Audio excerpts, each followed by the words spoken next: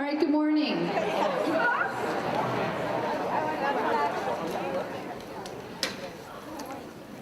I'm Mrs. Connery. I'm the Director of Guidance here at Algonquin. We have a very informative presentation and a great opportunity for all of you this morning. Before we get started with our admissions panel, the junior class advisor would like to speak with you and your parents, as well as APTO. So before we start the presentation, I'm going to hand it off to Mrs. Arvanigian, who's one of your advisors. Thank you. Hi guys, good morning. Good morning, parents, and welcome. I wrote a couple notes just so, because I'm getting old, I don't want to forget anything. I just want to say I'm Melissa Arvanigian. I am one of the co-advisors with Miss Carolyn Flynn for the class of 2019. And we have a lot of exciting things happening coming up this year. First and foremost, prom. With that, prom will be on Saturday, May 19th at Union Station in Worcester. And it's a great time every year, and I can guarantee, I'm sure it's going to be another great time this year too as well. But in order for your son or daughter or you guys to be able to purchase your prom tickets, you need to be up to date with your class dues. Class dues is separate from activity fees, and class dues for the 4 years is $85. So I'm not sure if some of you have paid maybe freshman year, sophomore year. I will be outside, as well as you saw some of our steering committee members before, outside checking. You may check, and you can even write a check or cash or whatever's convenient for you guys after the assembly today, as well as if you just want to double check to make sure if you are up to date or not. That is separate from the activity fees. Activity fees is paid through the main office, not through, or it does not benefit, well, it doesn't go to the class of 2019. Activity fees goes to the school itself. And if you have any questions with that, you can check with Ms. Capablo or Ms. Ajizi in the main office. As far as class dues, you can write a check made out to Algonquin Regional High School, and you can put it to the attention of class of 2019, and we can get it that way, or you can just go ahead and give it to your son or daughter. We will be collecting dues next week during all 3 lunches, so you guys can go home and tell your parents that if they're not here. Starting Wednesday, February 7th. Put it on my notes. Starting Wednesday, February 7th, and it goes all the way till Friday, February 9th. So all 3 lunches, we will be collecting dues. Once again, your child cannot purchase prom tickets until dues are collected, and activity fees are all up to date. So it's separate from the parking permits. I think they have to pay the activity fees for parking permits. One last thing I do want to mention,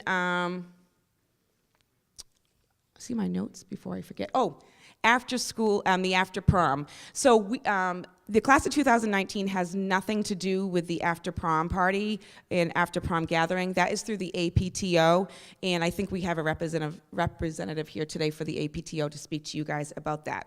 Wonderful. If there's any questions, like I said, I'll be in a table set up outside after the assembly, and I'd be more than happy to answer anything. And lastly, go Pats. All right. Thank you, Mrs. Arvanigian. Hey guys, you guys are very fortunate to have Mrs. Arvanigian as your class advisor. A tremendous amount of time and energy goes into guiding you guys through all of your activities. So Ms. Arvanigian, thank you very much for all your support of the class, all right? So right now I'm going to hand it over to Jackie Barnes, the president of the APTO, and she'll speak with you a little bit about our post-prom party. Good morning. You guys aren't excited about that party, are you? Who's excited about the party? Woo! Oh, we need more than that, because you have no idea how fun this is. It's at the New England Sports Center right after prom. So you come after prom, you go, you change, you get driven back to Algonquin by an assigned a parent or a designee, and you get checked in at Algonquin. And then the fun begins again after prom. You get bused to New England's Sports Center, and then it's amazing. I haven't been, but I've heard yet. I get to go this year, I think. But there's skating, there's movies, there's DJ, there's the auto cars, what do you call it, rotary cars or remote control cars. There there's a hypnotist. I mean, I could go on and on and on. There's like activities all night. And this is like, it starts at midnight when you've gone through the Algonquin process and get bussed. And then you're there till 5 a.m. It's amazing. And then you get bussed back to Algonquin to be picked up. And it's going to be such a fun night. And how about free? You don't have to pay a cent for this. That comes through donations. More applause, please. Free. Who likes free? And it's a great way for you guys to make really good, safe choices and have an amazing time. You don't have to go to prom. If you're not going to prom that night, you still can come to the junior post-prom party. And the important thing is being safe that night. It's all about good choices and having fun and being with your friends and making this a really memorable evening. And this is just another way to add to it. So parents, we ask you to support this decision, to encourage your students to attend. You know they're safe, they're supervised, not that I'm sure you don't need to be, but you are anyway.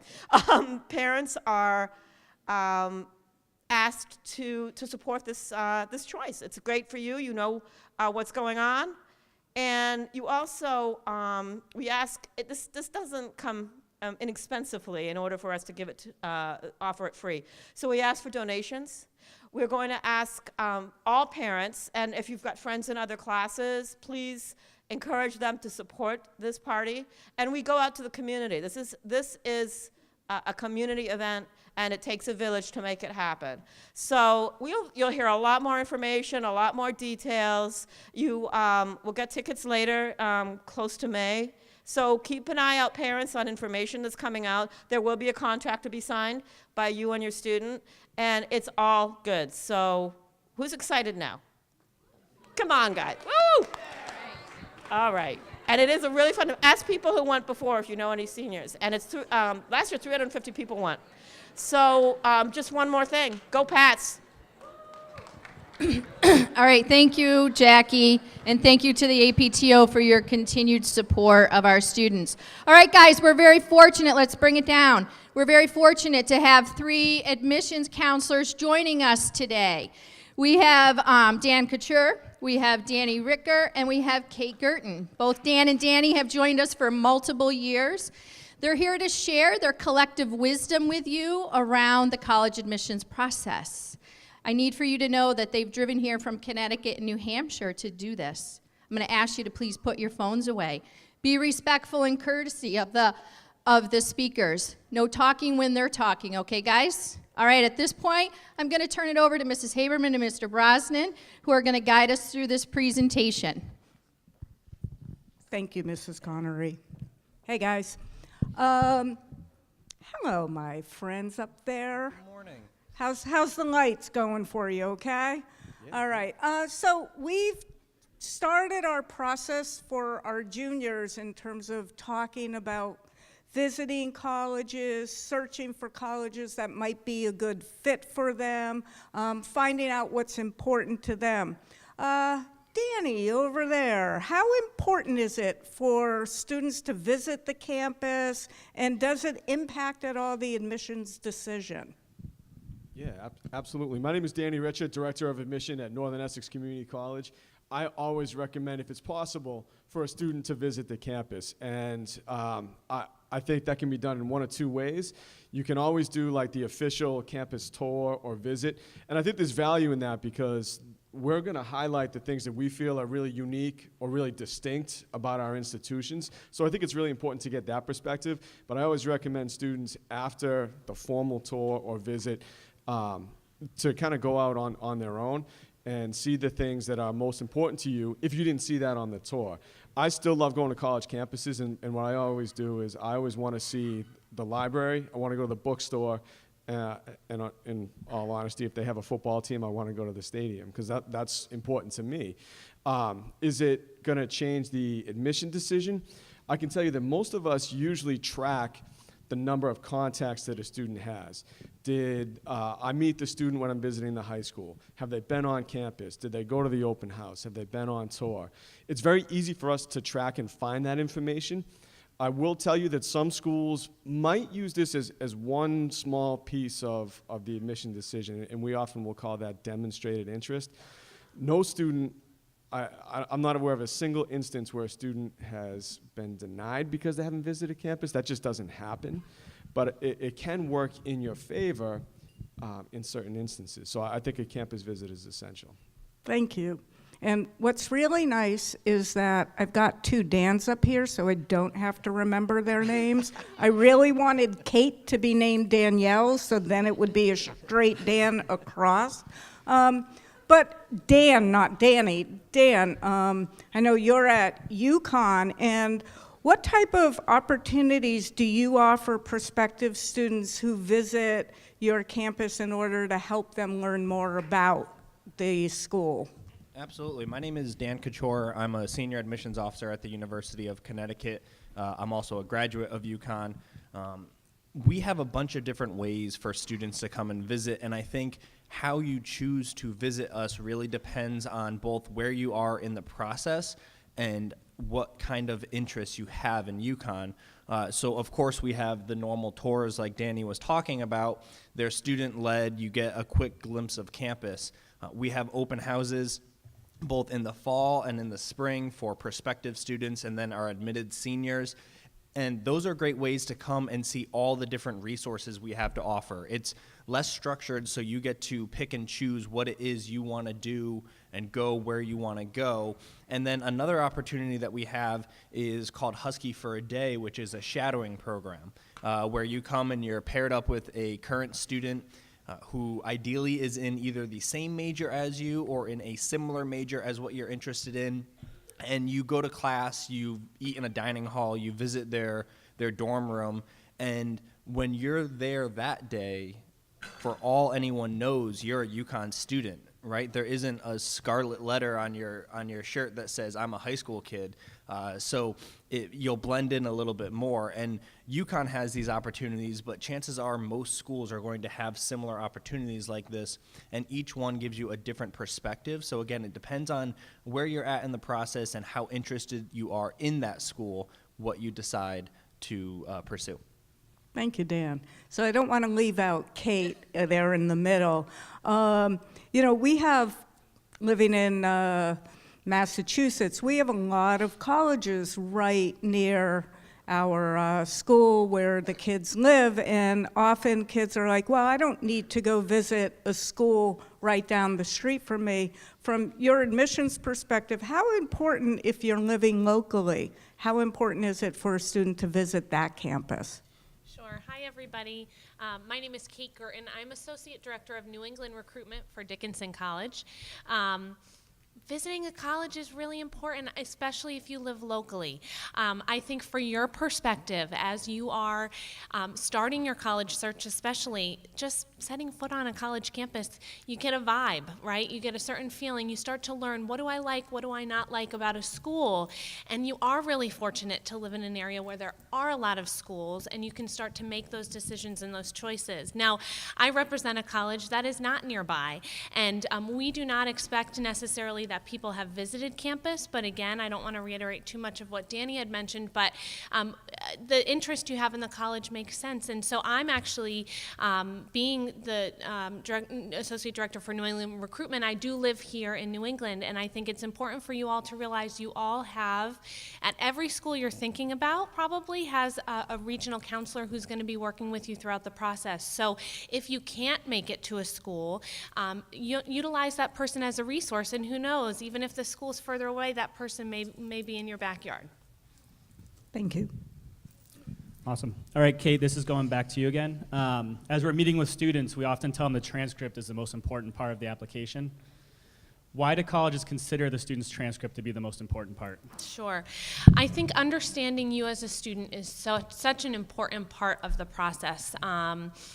we take a good hard look at the transcript to understand where your strengths are, what are your trends. We learn more about you as a student by understanding the work you're doing day to day, and that comes through in the transcript, also from comments from your recommenders and things like that. Seeing that transcript, we're able to see the curriculum you're taking, where are you challenging yourself, and have your choices kind of made sense for you, looking at your trends. Again, upward trend is really nice to see. We want to see you doing your best work as you progress throughout high school, and seeing that day to day is what we really value. So Dan, when looking at a transcript, what do you consider at Uconn? So when I sit down with a transcript, I'm not just looking at what your GPA is. I want to know what that GPA is comprised of. I want to know the type of classes you were taking and how well were you doing in those classes. So Kate just said upward trend, which that means if you struggled a little bit freshman year, but ever since then you've been doing better, that means something. So if your GPA might be a little bit lower because freshman year wasn't that good, but junior year you got all A's, well, that means something. If you were in mainly college prep classes freshman year, because that's what you got placed in, but you worked really hard and you've worked your way up to honors and APs, that means something. So I'm looking at the type of classes you're taking based on what is offered here at Algonquin, and that's what I'm considering you on. I don't just care about what that number GPA stands for. And Danny, I think as you know, we use a weighted GPA scale here. So when we send you the GPA, do you recalculate a student's GPA? And if so, what courses do you consider when recalculating that GPA? This is a great question. At Northern Essex, we do not recalculate GPAs. Our admission requirements are a student has to be a high school graduate or equivalent. I've been in admissions since 2001. I've worked at 3 schools prior to coming to Northern Essex, and every single school that I worked at did recalculate GPAs. And we did it very similarly at all 3. Picture a big giant tic-tac-toe board, right? And across the top you have English, math, science, history, foreign language, and then down the side you have 9th, 10th, 11th, 12th. You can recalculate your own GPA. That's what we focus on: English, math, science, history, foreign language. If a student took an honors or advanced placement elective, like honors accounting or AP art history, we would count that in also because we had another column for electives, but that's what we looked at. Schools, some might recalculate GPAs onto an unweighted scale.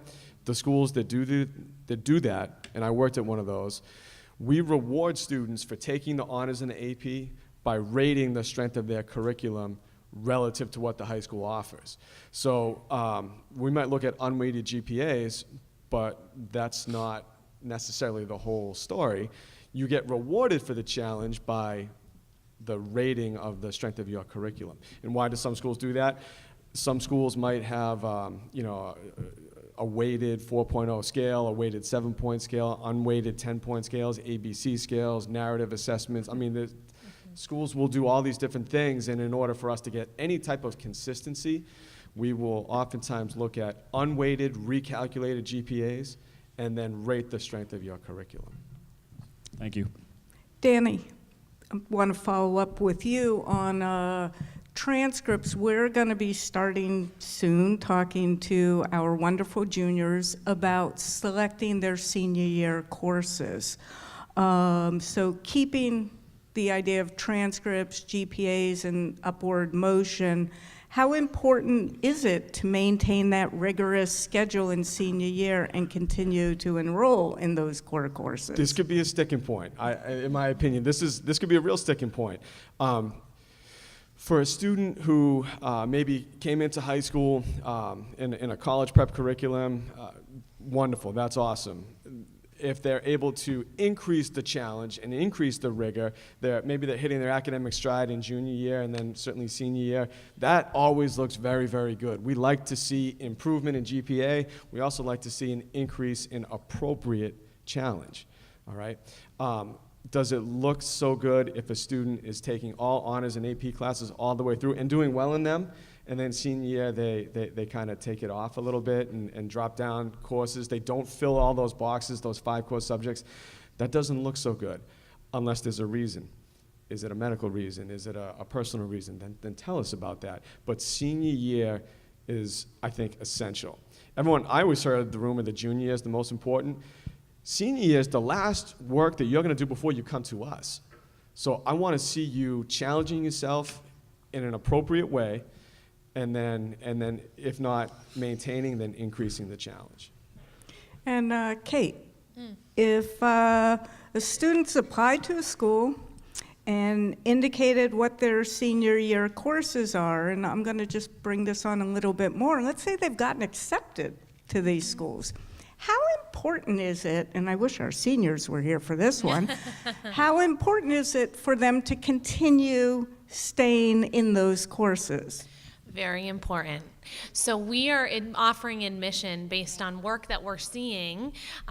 In most cases, I can't speak for all schools, for us, we are not admitting a student unless we are seeing progress in grade senior year. So we are looking at your first quarter grades, sometimes a full semester of grades before you're being admitted, and our expectation is that you are going to complete those courses in the same manner that you've started. Has it happened where students may, for one reason or another, have a change in their schedule? I see this happen most often where we're seeing anticipated coursework in second semester and courses that they're going to take, and for some reason the schedule changes. It's really important to let us know that too. If you're not planning to take a course you're planning to take, let us know that.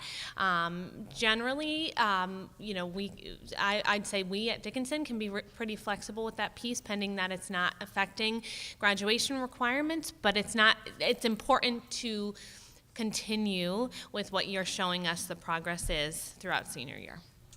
And Dan, one thing we always get asked, and kids hear it, and parents especially want, they're like, we need to take X amount of AP courses in order to get into college. I have some students who work really, really hard, but they're in CP courses, which is the right level for them. Do they all of a sudden need to take an AP, and how important is AP courses? Again, that goes to what Danny was talking about, and really what we're all talking about, which is challenging yourself to your levels, appropriately challenging yourself. So if you're a college prep student, that's okay. There's nothing wrong with being a student who's working hard in college prep classes. Really, it's okay. It might mean that Uconn isn't the right school for you because the students who are most competitive for Uconn are getting into or are being successful in honors and AP classes, but there's nothing wrong with being a college prep student. If you're an honors student, we want you to challenge yourself if you're doing well in honors. If you're getting straight A's in honors, I'm going to be looking for you to challenge yourself to that AP level. But if you're getting A's in college prep, I don't necessarily expect you to jump all the way to an AP level. It's about putting yourself in a way where you're going to show the college that, hey, I am willing to do the extra work and work hard, and it's okay to work hard and struggle a little bit, but not so much so that I need to have 7 APs because that's what colleges want, and now all of a sudden I'm overloaded and I'm getting C's and D's in all my classes. That's not productive for anybody. So it's about finding that balance as to what's going to work for you. Okay, kind of going along with the theme of senior year, just because seniors are on our minds right now and dealing with their schedules. You guys already answered some of these questions, but Dan, again, how important is it for them to maintain their senior grades throughout the entire year? It's important.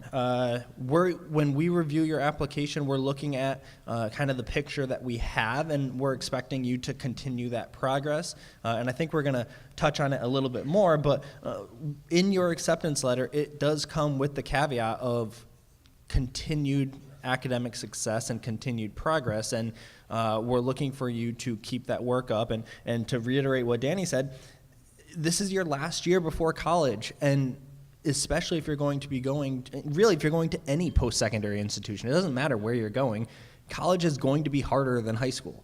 So if you take a year off, you're going to really struggle that first semester freshman year, so you're only doing yourself a disservice by kind of backing off and slacking off senior year. And Danny, so this has actually happened here a few times. What can happen if an admitted student does not maintain their senior grades? Senioritis starts to kick in, they stop doing the homework, stop showing up to class. What can happen? That's the worst thing. That's the worst thing a student can do. And Dan hit the nail on the head. At my previous institution, I was on the final transcript review committee. Think about this. It's your final transcript. After you graduate, you have to send the school you're going to your final transcript. And we're checking this to see that you successfully completed senior year. If you're an A-B student all the way through and you get admitted to your top choice, that's wonderful. But that doesn't mean you're done. You have to finish the senior year. If all those A's and B's turned into C's, D's, and F's, you're going to get a letter from me or from us demanding an explanation. And you have to reply to the school in writing. The final transcript review committee is going to look at that and then make a decision. You mentioned senioritis. I had a student one year say, I'm really sorry, I was excited when I got my admission letter. It was my first choice, and I thought I was done, so this is a case of senioritis, and he spelled senioritis wrong. Like, that's doubly bad.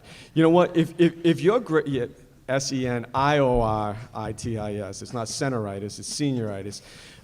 When a student has a medical condition, a concussion, some personal circumstances going on, hey, listen, we can work with that. Those are compelling, legitimate reasons. But if the reason is you were excited and you want to have fun, there are consequences for senioritis. And one of the consequences is you're not going to start at the school you think you are in that coming fall. Thank you.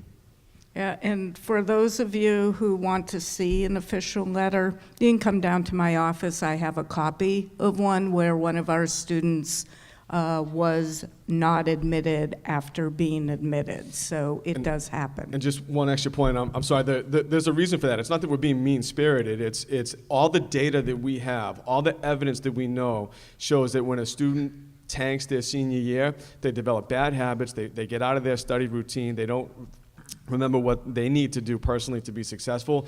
It's the likelihood of them having a very poor first semester of college is extremely high. So this is to make sure that students don't forget how to study and that they start college on the right foot academically. Thank you, Danny.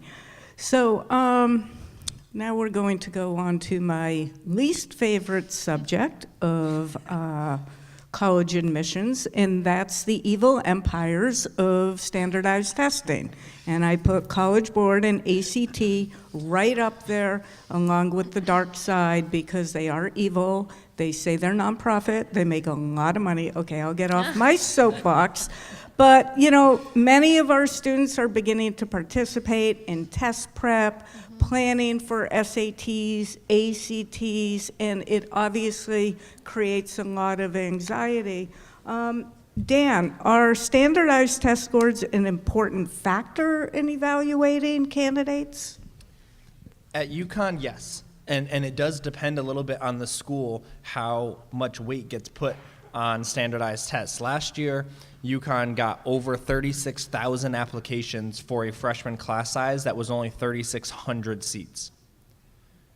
So we had seats in our freshman class for 10% of our applicants. So that means whether we told them or they told us, 90% of the kids who applied to Uconn weren't ultimately going to come to the store's campus. So when we're reviewing those applications and when we're sorting through those thousands and thousands of files, standardized tests do matter and they do have an impact on our process. Now, we do pride ourselves by doing a holistic overview, which means I'm not only looking at your SAT or ACT scores, I'm looking at that GPA like I talked about, and not just the GPA, but what it's comprised of, and I'm looking at all the other components to your application. It takes a while. Email me on a Saturday and I'll probably respond right away because I'm sitting at my computer. But standardized tests are a part of our process and they're an important part of our process, but they're just one piece to the puzzle. And Kate, I'm actually going to go off script a little bit. Sorry, Connor, you know I do this. Can you talk about what being a test optional school might be? Sure. What that means to a student, how SATs, ACTs can and cannot factor into Sure. it. So Dickinson is a test optional institution, and so what that means for us, you don't have to submit testing to us as part of the application. You can if you want to, and but you don't have to. For us, if you submit your testing, we're going to look at it. And we're going to use it as part of the process. We're going to evaluate that and whatever that means. If you don't submit testing, we're not assuming you did poorly. We're just not factoring it into your read and your decision. We feel very strongly that the best indication for academic success is your transcript, your day-to-day work in the classroom. We also highly value the commitment you make outside of school and your leadership. We value as well the characteristics and what your recommenders are saying about you. We are a completely holistic read, so we are reading every detail of what you're writing in your essay and what your recommenders are saying about you as well.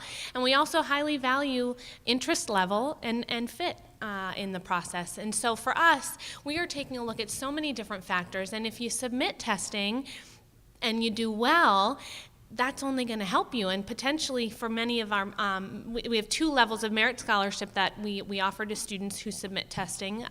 For our highest 2 levels of merit scholarship, you have to submit testing, but we have 2 levels of merit that don't require testing either. So it's really that factor of you think about for yourself. If you feel like your testing is going to help you, send it. If not, we're not assuming you did poorly. We're just not going to use it. And Danny, can you talk to students at all about what a subject test is and how would a student know if a subject test is required, and also what the difference may be between a subject test versus taking an ACT which has subjects in it? Yeah, it definitely makes sense for students to read up and do some research on what these standardized tests are and also what the schools they're interested in require.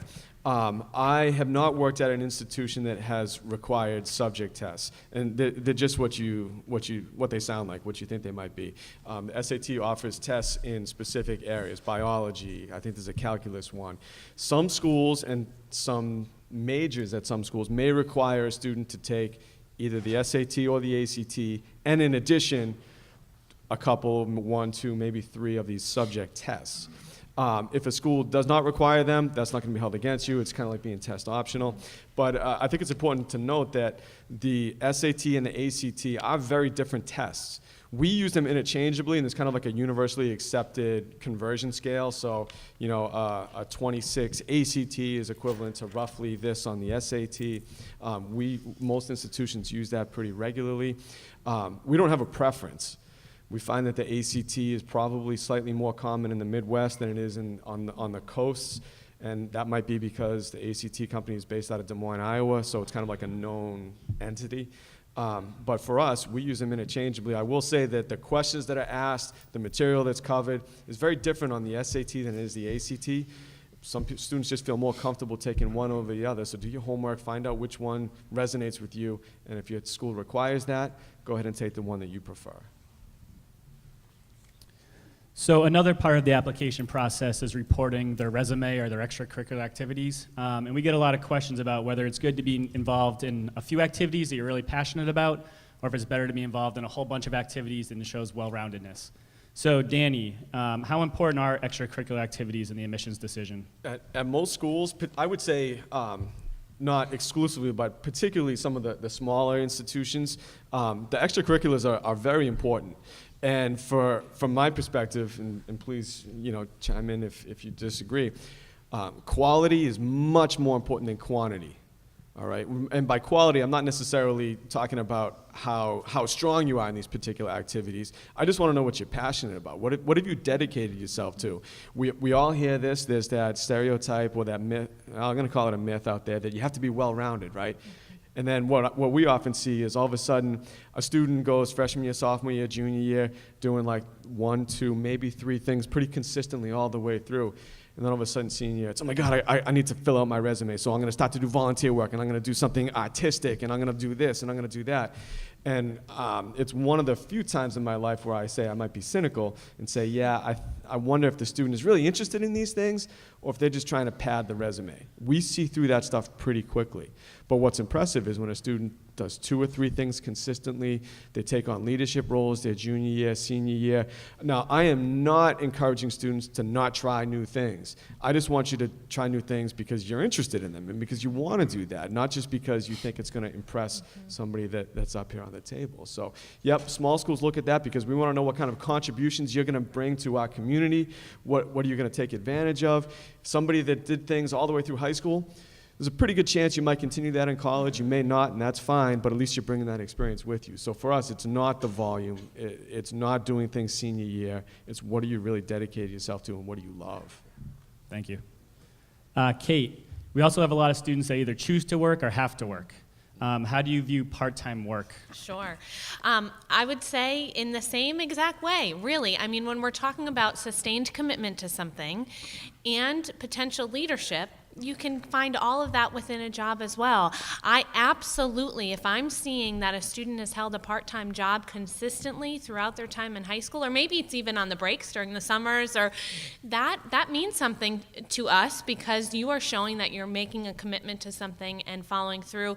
And in some cases, we're seeing that students were shift leaders or managers or something along those lines. That to me speaks to leadership as much as being a leader within a club or organization. Thank you. And Dan, is there anything you'd like to add to that? There is actually. So I feel like every year I come here and at this point we're pretty deep into our application reading, and we've been reading applications, and each year I have a sticking point, I'll call it, that has been bothering me. So last year it was typos.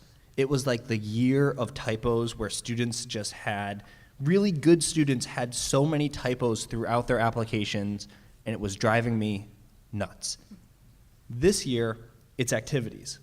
I'll be reading an application and I'll get to the activities section of the Common App, and there'll be like a couple activities listed, you know, average involvement, the student wasn't doing too much, and then I get over to the counselor's letter of recommendation, and like, this student cured cancer, they have 7 patents, they made an app that's worth $10 billion.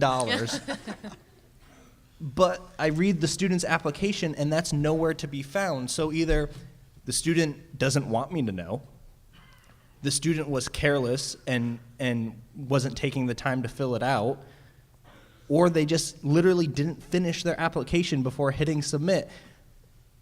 I have a secret for you all. You ready, juniors? When you fill out your application in a month, or in a month and a year, you don't want the person reading your application to think you don't care about it. It's not a good look.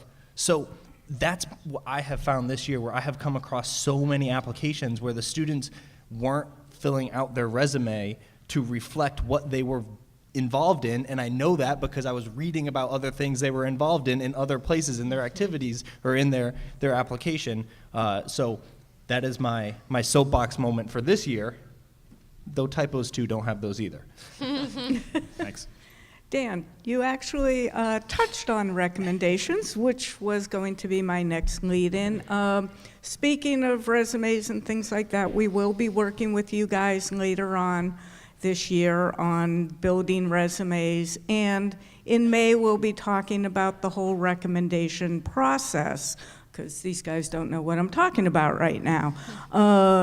But, you know, you comment on recommendations. How important are recommendations? How are they used in the process? Absolutely, and I will say, none of these issues ever come from Algonquin because you guys have such good counselors who are preparing you that it would never happen in your applications. The resume, or the recommendations are important because it allows us to see different sides of you that we aren't able to see through what you're providing in your essay, in your additional information, in your resume. For some students, you may be looking at a transcript and there's a little bit of a dip in grades. Say sophomore year, we went from being an AB student to a BC student, and I'm trying to figure out what happened. You know, was there something that happened? And maybe the student got really, really sick, but maybe the student also doesn't want to write about that in their college essay. That's an opportunity for the counselor to let me know, hey, sophomore year, Johnny got really sick, they missed a month of school, and their grades suffered for it. Well, that's great context for me to have when I'm reviewing that application. So recommendations are really important and can really kind of round out the overview of the student that we're getting.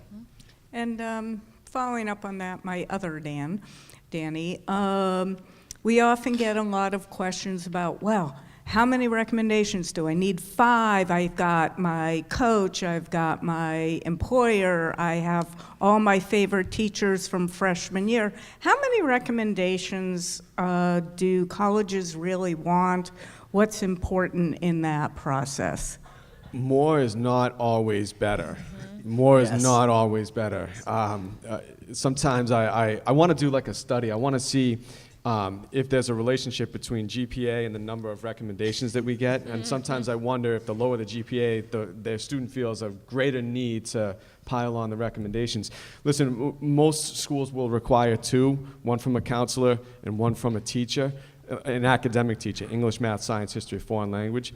I always tell students, feel free to submit extra letters of recommendation if it's going to tell us something new. My personal record for letters of recommendation from one student is 13. And guess what? By that 3rd, 4th, absolutely by the 5th letter recommendation, I started to hear the same things over and over again. And I wasn't learning anything new. And if I'm not learning anything new, then there's no value added. I believe the teachers and the counselors, so more is not always better.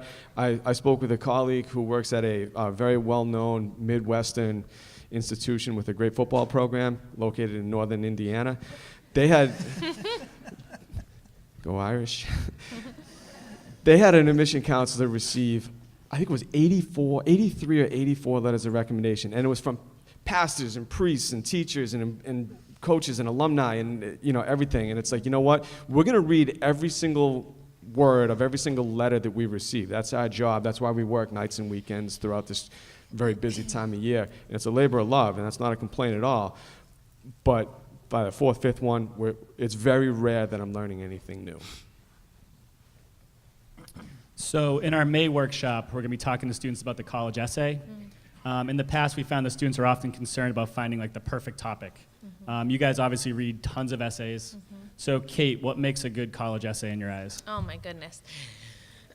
Excuse me. I do know that there's a lot of stress, right, around what am I going to write about, how am I going to stand out. I think there's a couple things to keep in mind with your essay. I don't think that there's a perfect topic to write about. I think what you do need to keep in mind, though, is this is your chance to show us a really great piece of writing. So for us at Dickinson, when we're taking a look at essays, we are taking a look to see, are you ready for college? And that could be gleamed in this essay from in a few different ways. Is your writing ready for college? But also the way you write and the way you can think and the way you can reflect.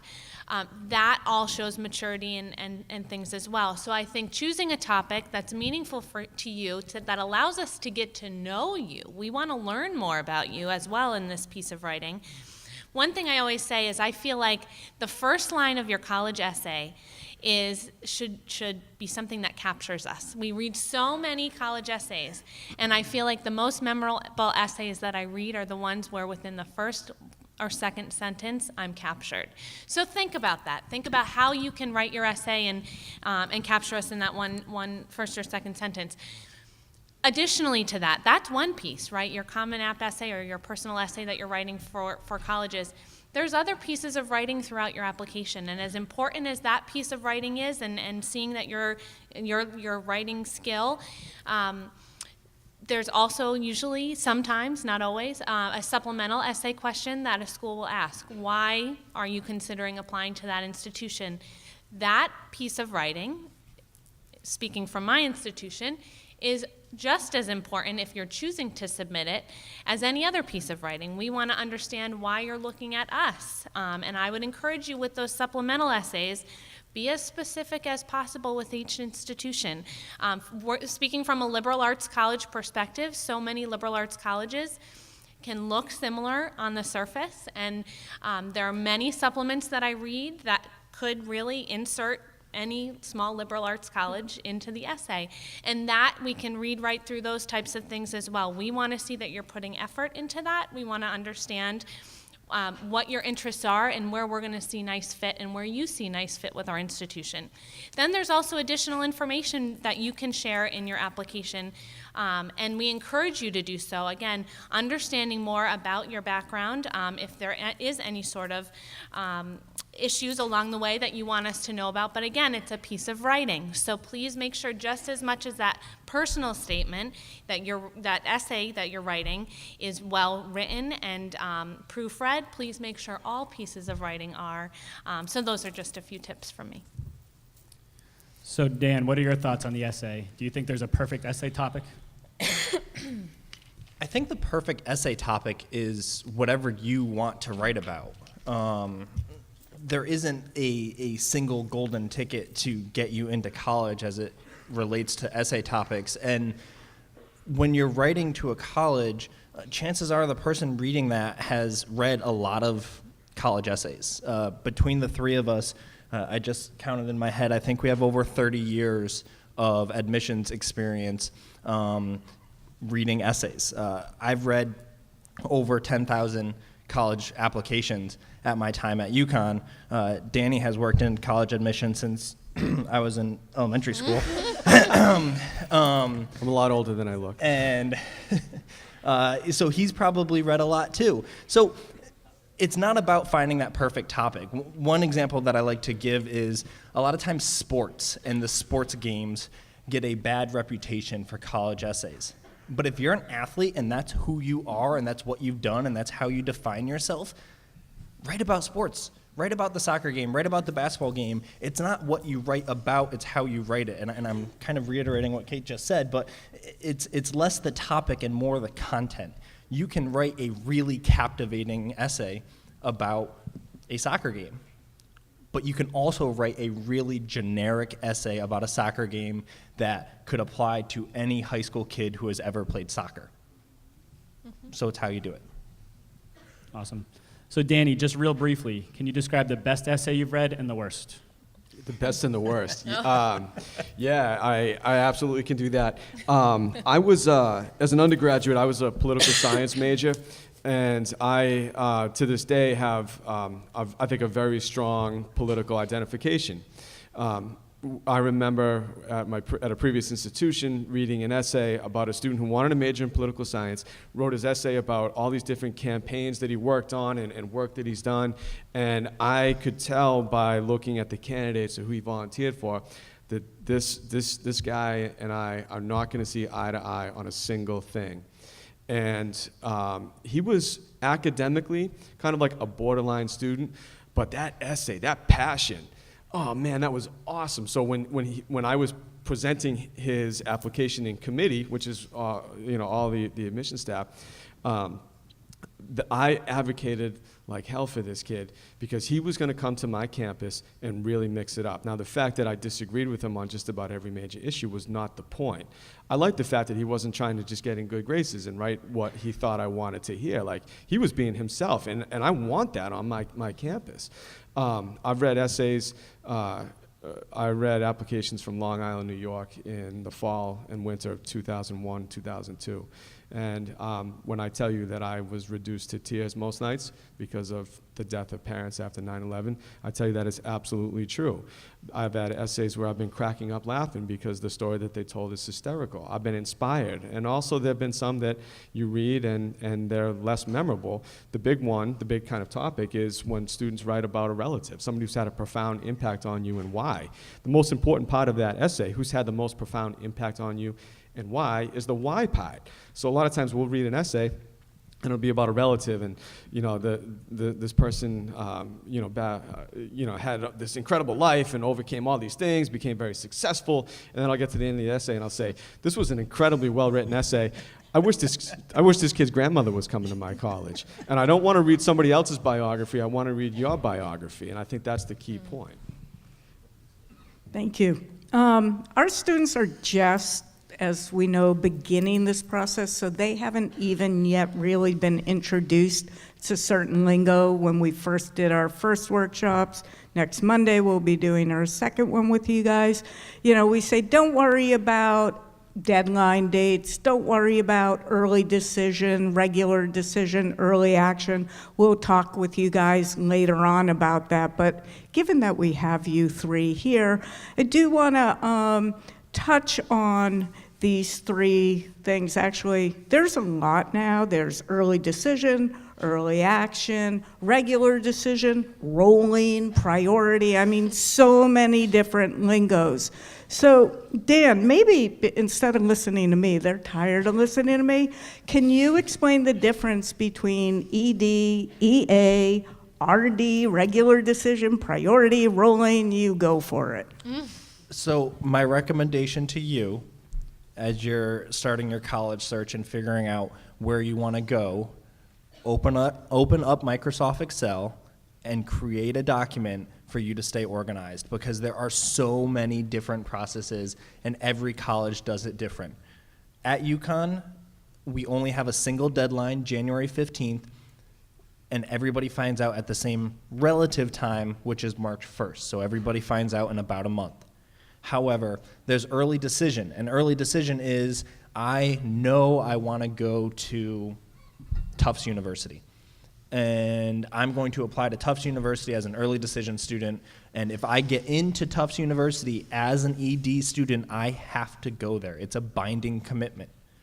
So, since I want to go, and since I think I'm competitive, I'm going to apply ED. Early action is, I'm really interested in, I don't know another school that has EA, but I'm really interested in a school that has EA. So I'm going to apply there. And what that does is allow me to show my interest and allow me to hear back sooner from that school. But it's not a binding commitment. I can still go and apply to other schools. Rolling admission is when you apply to the university, the applications essentially just stack up, and a new application goes at the bottom, and they just read from the top down. And they review and they admit as they go. So let's take a rolling admission school. If you apply really early in the process, if they have a freshman class size of 2,000 kids, if you apply early, they still probably have, 1,900 spots open. But if you apply really late, they may only have 100 spots left. So all of a sudden, that same school gets super, super competitive because you're competing for 100 seats as opposed to 1,900 seats.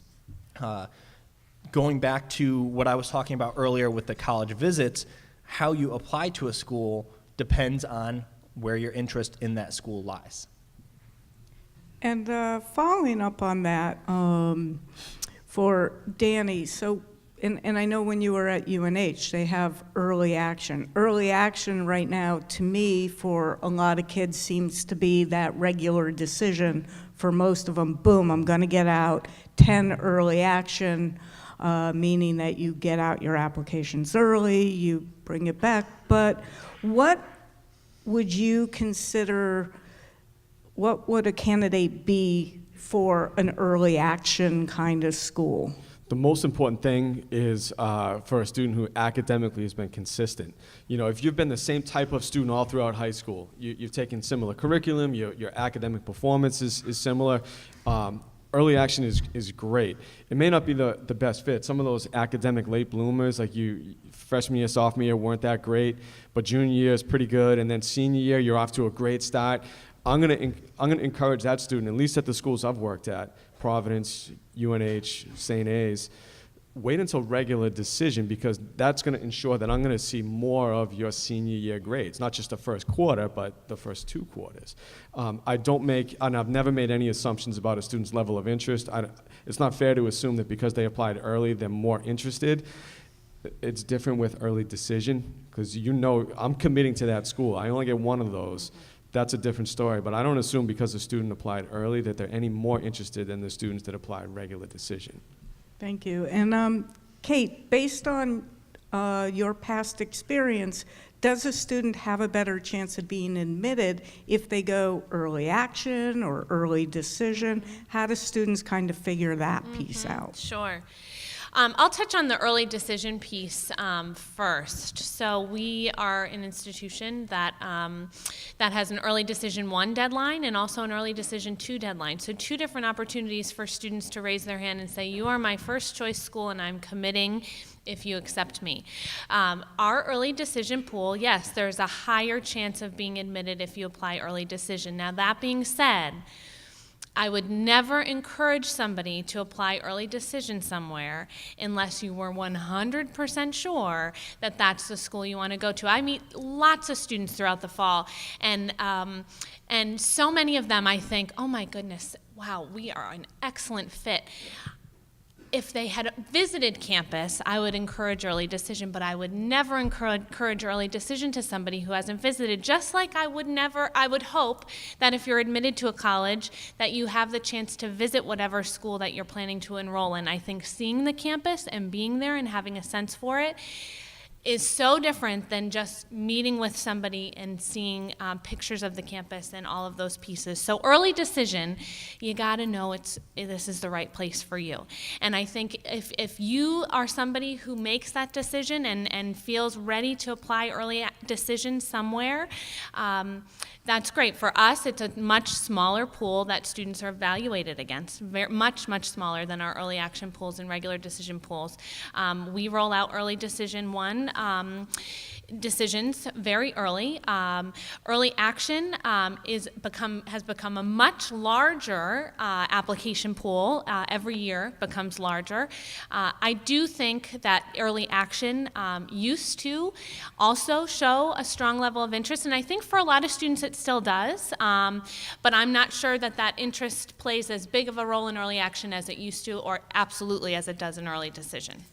And I'm going to stick with you right Sure. now. Just following up with what happens if a student gets accepted ED, but then does not get their financial piece, because these kids don't really know, parents, you might not know ED is binding, Yes. but what happens then if they don't get the financial Yeah, package? so ED is binding. We are accepting a contract from you at the time of admission that you have signed, that your parent has signed, and that your guidance counselor has signed, indicating that, yes, if I'm admitted to your college, I'm going to come.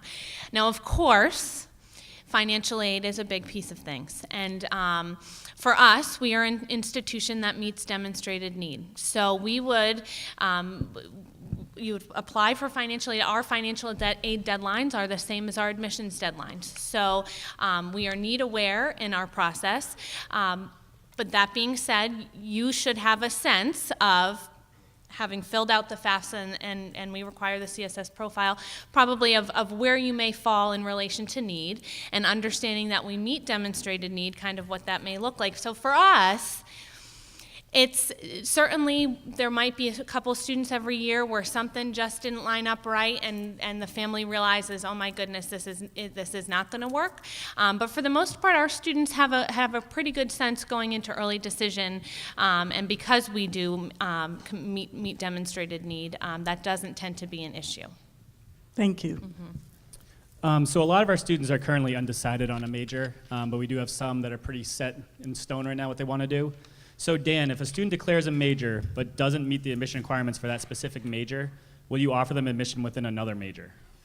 So this depends school to school. I remember when I was looking at colleges, there were some where if you didn't get into that business program, say, you didn't get into that school, which goes back to that spreadsheet, so you know what you kind of are working with all your different schools. At Uconn, your major is not the end-all be-all decision as to what if you can get in. So say you apply to our business program, which is more competitive than sort of normal Uconn.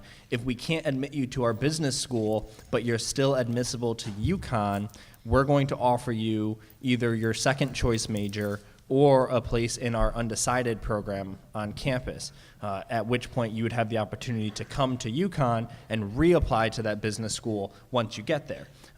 So at Uconn, what you want to study isn't the ultimate factor as to whether or not you get in. So I always encourage students, listen, apply to what you want, because if that's what you want, that's what you want to go into school as, and if we can't accept you into it, we'll accept you into something different if we can. Awesome. So Kate, does your school tend to have majors that are more competitive than others, and if so, what are they? Sure. So at a liberal arts institution, we actually love to hear what your academic interests are, but we do not accept into majors, and we actually at Dickinson don't allow anyone to even declare a major until second semester freshman year. So for us, it's applying to the college. We want to see what your interests are. Again, a lot of that comes down to understanding fit and things as well. What do you know about us in relation to our programs, and why you're applying can be really informative to us. But we're a liberal arts college. We want you to come to campus and take courses and things you may not have ever realized you'd be interested in. That's part of who we are. So no, we don't have any majors that are more competitive at the forefront. Awesome. And Danny, how easy is it to change your major once you're admitted to the school? I think at most institutions, and certainly at Northern Essex, it's very easy with a couple of exceptions. And I think of things like nursing. Some of the medical professions can be very difficult to either transfer into or change your major into. And the reason for that is space. You know, a lot of these programs will have things that occur or are mandatory outside of just taking classes, the clinicals, rotations, practicums, and sometimes it can be very difficult to change your major into something like nursing from undeclared or from biology or from other programs. But for the most part, we see students changing their majors pretty frequently. I changed mine at least twice before settling on political science, so it definitely happens. And I'm going to wrap it up here so we have time for questions, but I do have electronic communications. Huge now. These kids actually have never really been without smartphones and things like that. So I guess kind of want all of your thoughts on how students should be beginning to communicate with their colleges and what advice you can offer them in terms of social media accounts, Twitter, Snapchat, all that stuff that I don't even know about, Instagram, wonderful things. Yeah. So why don't we go right down the line? Dan, you want to start on how they communicate with colleges, what they use, and then what colleges look at in terms of admissions with accounts? Sure. So real quick, because I want to make sure that we have an opportunity to get to questions. If you're going to email a college, that's great, but have a reason to email me. Don't just email me for the sake of emailing me, because I get a lot of emails. So I'd rather you ask me a question or ask me to tell you about a little bit something. I don't have time to go through your social media profiles. Hopefully all your social media profiles are private and blocked anyways, so I couldn't do that. But it doesn't mean I might not. It doesn't mean that something might not come up and I might say, okay, I'm gonna go Google, Johnny Smith from Algonquin, and you can find out a lot of information, and when you look enough, you can find stuff. So keep that stuff clean and keep it private, and I'm sure I'm not the first person to have told you that. Yeah, so same regarding social media accounts. I wouldn't say that we are going on and looking at every single applicant and finding you on social media. If there's a reason we feel the need to have to, we may do that, but that is not necessarily a common practice. Now for us, we really value personalization in the admissions process. I love getting to know students. So I actually begin emailing students, even now, students who are raising their hand as being interested as juniors. We want to learn about you. So I really encourage communication. Part of being at a smaller liberal arts college, I have the capacity to be able to do that. I highly encourage communication. I highly encourage interviewing if you have the opportunity to do so at schools that you're thinking about. Have those conversations. Allow us to get to know you a little bit better, and more than just what we see on paper. One other piece about email, just real quick. You'd be surprised how many email addresses we see that are interesting and kind of funny. And not necessarily appropriate. So I would say, as you begin your communication with colleges, maybe create a new email account that has a professional email address. just one piece of advice there. We don't look at social media, but we do strongly encourage students to talk to us, communicate with us, ask us questions, email us when you do have questions, because the worst thing that can happen is a student doesn't get the decision they want, and then they start the conversation. Well, I wanted to tell you this, and what about that? It's like, we make our decisions based on the information we have, so communicate with us ahead of time. What I will say about things like Facebook and social media is many of us, probably most of us at this point, if not all of us, will have like admitted student pages where students can join. We do monitor those, and I have had experiences where a student will start posting stuff that I feel is inappropriate. Like, everyone's going to have fun and make friends, but I don't want to hear my 18-year-old student that I just admitted talking about, you know, the partying and drinking and that kind of stuff. I actually had an experience where it was a recruited athlete was posting stuff like that, and I called the coach and I said, listen, this is going to reflect on your team, certainly on the school. You should have a conversation with the student about that. And then I think within 6 hours or so, those types of posts got deleted, and we didn't see any action like that again. So could it jeopardize an admission decision? I don't know, but it's certainly not a good look, and you don't want to have us notice that kind of stuff. Thank you. I really want to thank our 3 wonderful admissions counselors here.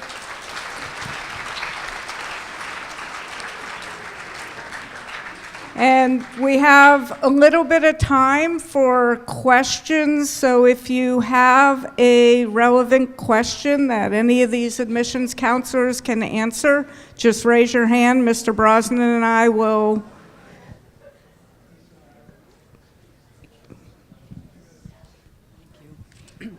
Thank you for coming today. If you have a student who is passionate about becoming a Shakespeare scholar and has straight A's in English, and this is all she wants to do, but her chemistry and physics and math grades are below sea level, shall we say, does that matter? She's not going to ever go into a chemistry lab again. She's going to be a Shakespeare scholar. How do you feel about that when you see somebody who has strength in what it is that they're passionate about, but maybe barely passing in something that they don't care about? I think that's a great question, and certainly typical of sometimes what we see, right? And I think understanding that passion for what the student wants to study and seeing that strength is wonderful. Now, for me, and I don't know, I can speak to everybody or every school out there, barely passing isn't necessarily what we want to see in any case, but maybe if a student is not as strong in another subject, we're not necessarily going to, we're better informed in the fact that the student is interested in those areas. We want to see that they're challenging themselves in the areas that they're strong in. You know, we're evaluating the transcript, identifying strengths. And so if the strength is in humanities, then let's see them taking some more challenging coursework in the humanities. And maybe they're not taking the challenging coursework in chemistry and math in those areas, but we're seeing them do well enough. I wouldn't say necessarily, though, that just barely passing is necessarily something we want to see either. We want to see effort put into those other subjects, not necessarily have to be the most challenging coursework in those other subjects, but effort. I think about that tic-tac-toe board, you know, and somebody that's into Shakespeare and those types of things, then I'm going to look particularly closely at the English courses and the social sciences, because those are the reading and writing intensive ones. We see this a lot where we're looking for fit. Am I expecting that type of student to be taking AP Calc BC? No, absolutely not. Do I get concerned when an engineering student only goes up to Algebra 2, doesn't take a science senior year, and the grades are C's and D's in that area? Yeah, absolutely, because engineering is going to eat that student up. They don't have the right fit academically. So think about that grid, 9th, 10th, 11th, 12th, English, math, science, history, foreign language. The major, there should be some type of connection academically between what the student wants to study and what their preparation in high school has been. Thank you. Any other questions?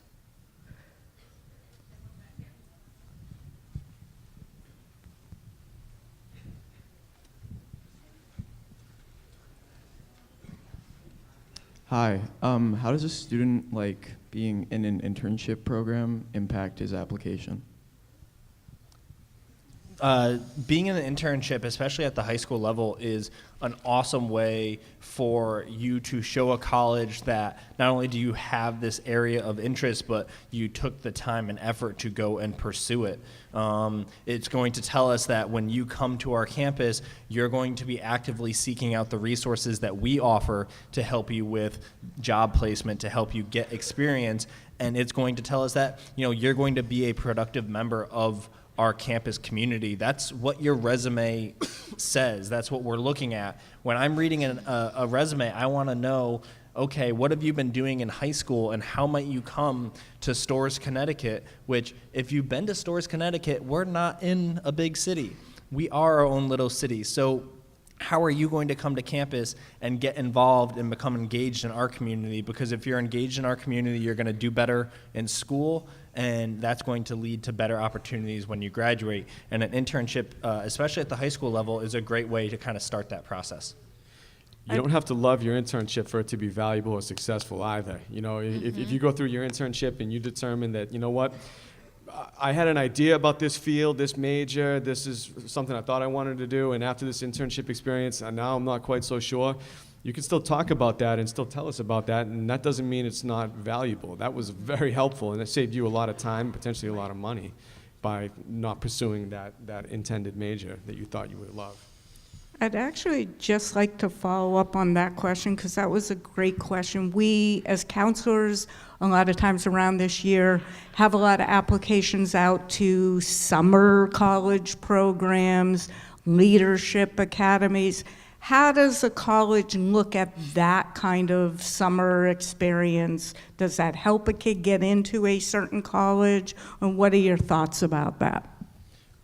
Well, that's a good question. It's certainly going to be a positive thing in terms of the experience the student is going to have. You know, it's going to acclimate them a little bit to residential life on campus. It's going to acclimate them to their degree, major, academics, from the schedule to the in-class experience. It's going to be very different in college than it is at many high schools. So I think it's incredibly valuable. From an admission perspective, is there a strategic advantage to taking those things? Probably not, other than the fact that it might continue to show support for what they want to study. That could be helpful, but students don't get admitted or denied based on whether or not they have those experiences. Yeah, I think it's important to remember that everybody out there has access to different things and the ability to take part in different things, and we aren't necessarily penalizing someone for not doing something like that. Thank you.